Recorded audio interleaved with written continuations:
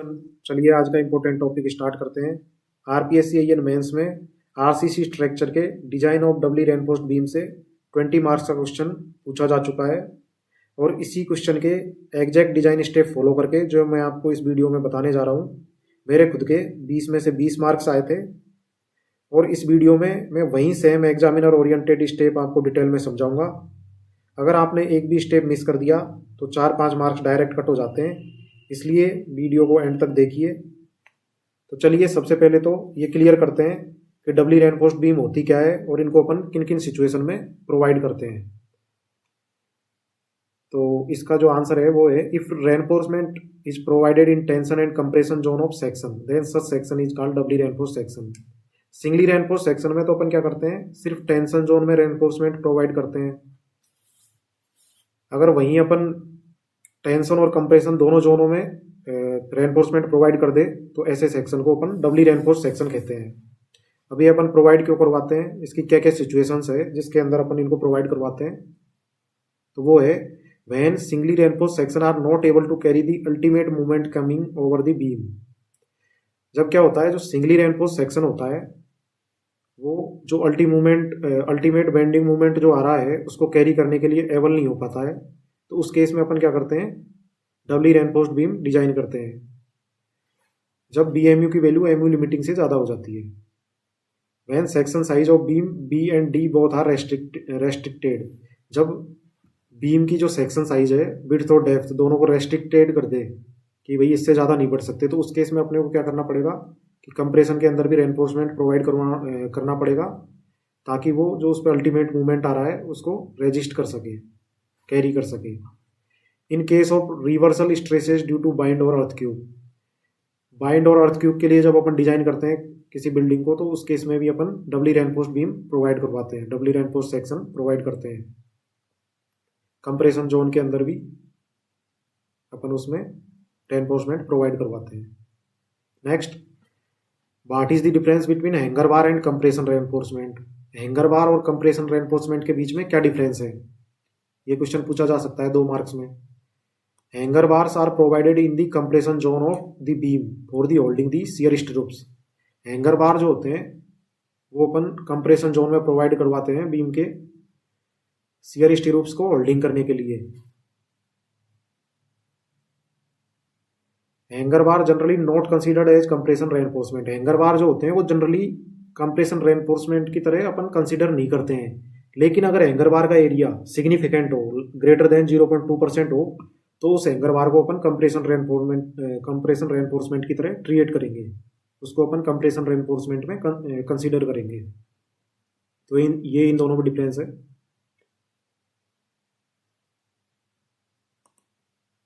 Next, analysis doubly reinforced section. Doubly reinforced section का analysis, ये एक ट्रायल एंड एरर मेथड है, तो इस मेथड से क्वेश्चन नहीं आते जनरली एनालिसिस के। अपन बात करते हैं डिजाइन की।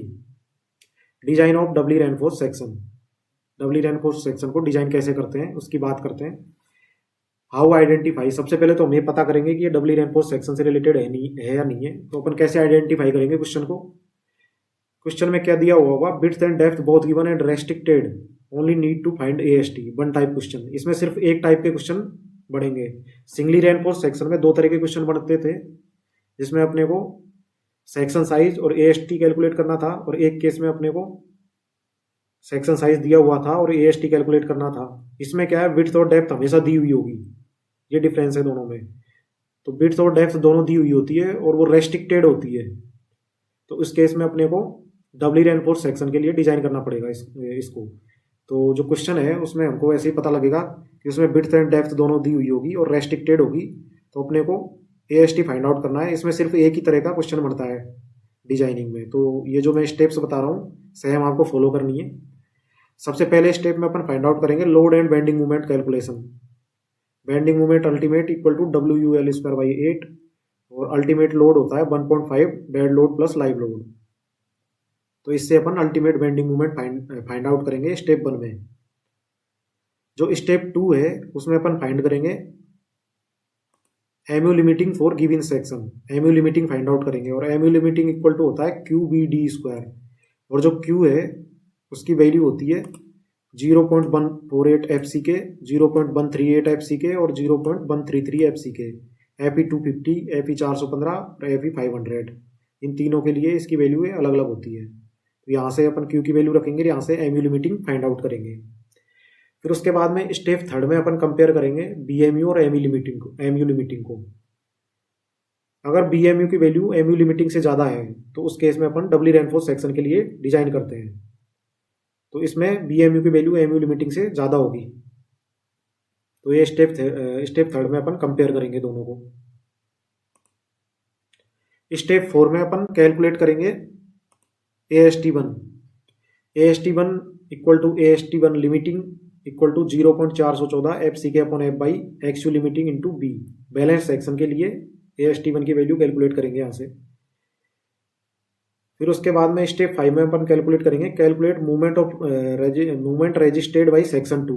सेक्शन 2 के द्वारा कितना मूवमेंट रजिस्ट किया जाएगा वो अपन कैलकुलेट करेंगे। और ये क्या होगा, ये डिफरेंस होगा अल्टीमेट बेंडिंग मूवमेंट और MU लिमिटिंग का, दोनों का जो डिफरेंस है उसको अपन MR2 बोलेंगे। जो स्टेप 6 है उसमें अपन कैलकुलेट करेंगे AST2, और जो AST2 है उसका फॉर्मूला है MR2 divided by 0.87 F by D minus D dash. जो स्टेप 7 है उसमें अपन कैलकुलेट करेंगे ASC, जो कंप्रेशन साइड में कितना रेनफोर्समेंट प्रोवाइड करना है उसका एरिया अपन फाइंड आउट करेंगे स्टेप 7 में। तो ASC equal to 0.87 F by AST2 divided by FSC minus 0.45 FCK। अब यहाँ पे जो सबसे इंपॉर्टेंट चीज है वो है FSC की कैलकुलेशन। FSC की कैलकुलेशन अपन कैसे करेंगे, तो इसके कैलकुलेशन के लिए सबसे पहले एप्सिलॉन SC जो स्ट्रेन है वो फाइंड आउट करेंगे, और स्ट्रेन के रेस्पेक्ट में अपन स्ट्रेस फाइंड आउट करेंगे FSC। स्ट्रेन कैसे फाइंड आउट करेंगे, स्ट्रेन का फॉर्मूला है XU limiting minus D dash divided by XU limiting into 0.0035। और अगर इस तरीके का क्वेश्चन आएगा तो अपने को एक टेबल दी हुई होगी जिसमें स्ट्रेन और स्ट्रेस दोनों की वैल्यू दी हुई होगी। तो यहाँ से अपन स्ट्रेन फाइंड आउट कर लेंगे, और जो स्ट्रेन आएगी उसके रेफरेंस में अपन स्ट्रेस फाइंड आउट करेंगे। किस मेथड से फाइंड आउट करेंगे, इंटरपोलेशन मेथड से।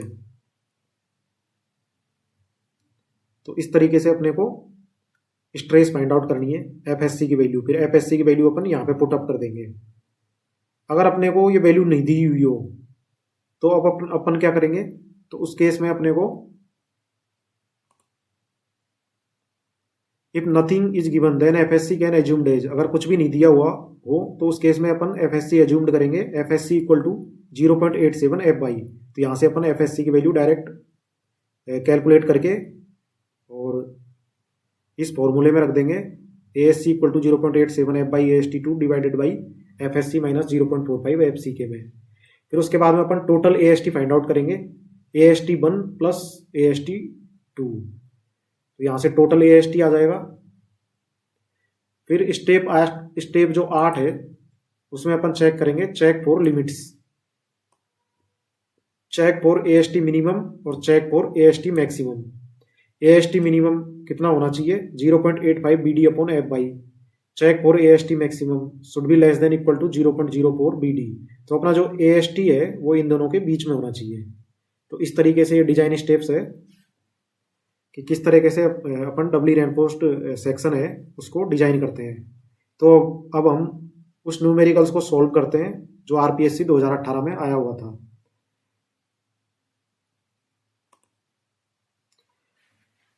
ये क्वेश्चन आया था RPSC 2018 में। A reinforced concrete beam of M20 grade concrete 300 mm wide and 500 mm deep. इसमें अपने को विड्थ और डेप्थ दोनों दी हुई है, तो इसी से आइडिया लग जाता है कि ये डबली रेनफोर्स्ड सेक्शन है। Deep is required to resist a super imposed movement of 152 kilonewton into metre. तो इसमें डायरेक्ट ही मूवमेंट दिया हुआ है अपने को, super imposed movement 152 kilonewton metre. Step 1 में जो अपन फाइंड आउट करेंगे बेंडिंग मूवमेंट अल्टीमेट, ये डायरेक्ट इसमें दिया हुआ है, अल्टीमेट नहीं दिया हुआ, सिर्फ सुपर इम्पोज्ड मूवमेंट दिया हुआ है। इसको 1.5 से मल्टीप्लाई करके अपन अल्टीमेट में चेंज करेंगे। At an intermediate support of a continuous beam using mild steel bar दिया हुआ है इसमें, मतलब Fe 250। Calculate ASC at top if 4 numbers 16 mm dia bars are required to be continued at bottom from one span to other. Assuming effective cover to compression steel, जो D dash की value होती है compression का जो steel है उसके लिए effective cover की वैल्यू दे रखी है 45 mm and that to tension steel as 50 mm, और टेंशन स्टील के लिए दे रखी है 50 mm। तो इसका अपन कैसे सॉल्यूशन करेंगे समझते हैं आगे स्टेप बाय स्टेप। सबसे पहले हम लिखेंगे गिवन क्या क्या दिया हुआ है। विड्थ दी हुई है 300 mm, डेप्थ दी हुई है 500 mm। तो इफेक्टिव डेप्थ फाइंड आउट कर लेंगे यहाँ से 500 माइनस 50, कवर दिया हुआ है टेंशन स्टील का 50 mm, तो यहाँ से इफेक्टिव डेप्थ आ जाएगी 450 mm। सबसे पहला जो स्टेप है उसमें अपन फाइंड आउट करेंगे calculation of ultimate bending movement. अब इस केस में अपने को डायरेक्ट दिया हुआ है बेंडिंग मूवमेंट लाइव लोड कितना दिया हुआ है 152 किलो न्यूटन इंटू मीटर। तो यहाँ से अल्टीमेट बेंडिंग मूवमेंट अपन फाइंड आउट कर लेंगे 1.5 फैक्टर ऑफ सेफ्टी से मल्टीप्लाई करके 228 kilo newton into metre. Step two में अपन एमयू लिमिटिंग फाइंड आउट करेंगे। तो mu limiting equal to Q B D square. अब यहाँ पे FE 250 है, तो FE 250 के लिए जो Q की वैल्यू है वो होती है 0.138 FC के। तो यहाँ से अपन ने वैल्यू रख दी 0.138 इंटू FCK की वैल्यू 20, विड्थ 300 और डेप्थ 450। तो ये सारी वैल्यू पुट अप करने के बाद में अपनी एमयू लिमिटिंग की वैल्यू आ गई 179.82 kilo newton into metre. Step third में अपन कंपेयर करेंगे BMU और एमयू लिमिटिंग को। Since BMU is greater than M U limiting hence section is designed as a doubly reinforced beam. यहाँ पे क्या है जो BMU की वैल्यू है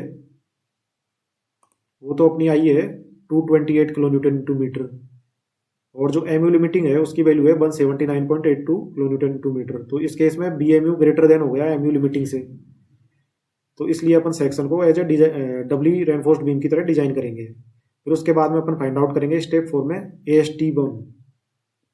तो AST1 जो होगा वो AST1 लिमिटिंग के बराबर होगा, बैलेंस सेक्शन के बराबर। जो बैलेंस सेक्शन में अपन जितना रेनफोर्समेंट प्रोवाइड कर सकते हैं उसका एरिया आ जाएगा यहाँ से। तो AST1 equal to AST1 limiting equal to 0.414 FCK upon F by actual limiting into B. 0.414 FCK F by सारी वैल्यू दी हुई है, actual limiting equal to 0.53 D होता है किसके लिए FE 250 के लिए। तो एक्चुअल लिमिटिंग की जगह लिख दिया अपने 0.53 इंटू 450 इंटू विड्थ दी हुई है 300। तो यहाँ से AST1 की वैल्यू आ गई 2369.74 mm स्क्वायर। स्टेप 5 में अपन कैलकुलेट करेंगे movement of resistance, movement resisted by section 2। Section 2 के द्वारा कितना मूवमेंट रेजिस्ट किया जाएगा, जो बैलेंस सेक्शन है उसके अलावा कितना और मूवमेंट है जिसके लिए अपने को सेक्शन 2 डिजाइन करना पड़ेगा। तो उसकी वैल्यू आएगी MR2 equal to BMU minus mu limiting. BMU की वैल्यू 228, एमयू लिमिटिंग की 179.82, तो 48.18 किलो न्यूटन मीटर MR2 की वैल्यू आ गई। उसके बाद में स्टेप 6 में अपन कैलकुलेट करेंगे AST2। AST2 का फॉर्मूला है MR2 divided by 0.87 F by D minus D dash. MR2 की वैल्यू ये आ गई 48.18 kilo newton into metre, 0.87 F by की value 250, D 450 minus D dash. D dash क्या है, जो कंप्रेशन में स्टील है उसका कवर 450 mm इसमें दिया हुआ है कवर। तो यहाँ से AST2 की वैल्यू आ गई 546.96 mm square. Step 7 calculate ASC। जो कंप्रेशन जोन है उसमें अपन कितना रेनफोर्समेंट प्रोवाइड करवाएंगे उसकी वैल्यू यहाँ से कैलकुलेट हो जाएगी। तो ASC equal to 0.87 F by AST2 FSC minus 0.45 FCK। तो अब यहाँ पे FSC की वैल्यू कैसे कैलकुलेट करें, तो इस केस में क्या है अपने को टेबल तो दी हुई नहीं है, तो अपन FSC की वैल्यू डायरेक्ट ही फाइंड आउट करेंगे 0.87 F बाई से। F बाई की वैल्यू दी हुई है अपने को 250, तो 0.87 इंटू 250 इक्वल टू 217.5 न्यूटन पर mm स्क्वायर। तो ऐसे केस में अपने को FSC की value direct 0.87 into F by से फाइंड आउट करनी है, अगर अपने को टेबल नहीं दी हुई हो। और अगर टेबल दी हुई हो तो इंटरपोलेशन मेथड से अपन फाइंड आउट करेंगे FSC की वैल्यू। तो यहाँ से टोटल AST आ जाएगा AST1 प्लस AST2 तो ये आ जाएगा 2369.74 plus 546.96 equal to 2916.7 mm square. तो यहाँ से टोटल AST आ गया। तो स्टेप 8 है, उसमें अपन लिमिट चेक करेंगे। Check for AST minimum. AST minimum कितना होना चाहिए? 0.85 BD divided by F/। 0.85 bits की वैल्यू दी हुई है 300 और इफेक्टिव डेप्थ दी हुई है 450 डिवाइडेड बाई 250, तो यहाँ से आ गया 459 mm square. Check for AST maximum. AST maximum जो होता है 0.04 into B into capital D overall depth, तो यहाँ से आ गया 6000 mm स्क्वायर। तो अपना जो AST है वो है 2916.7, तो 459 से तो ज़्यादा है और 6000 से कम में है, तो ओके, अपनी डिज़ाइन सेफ है, कोई दिक्कत नहीं है। तो इस तरीके से आपको डबली रेनफोर्स्ड बीम का डिज़ाइन करना है। थैंक्स।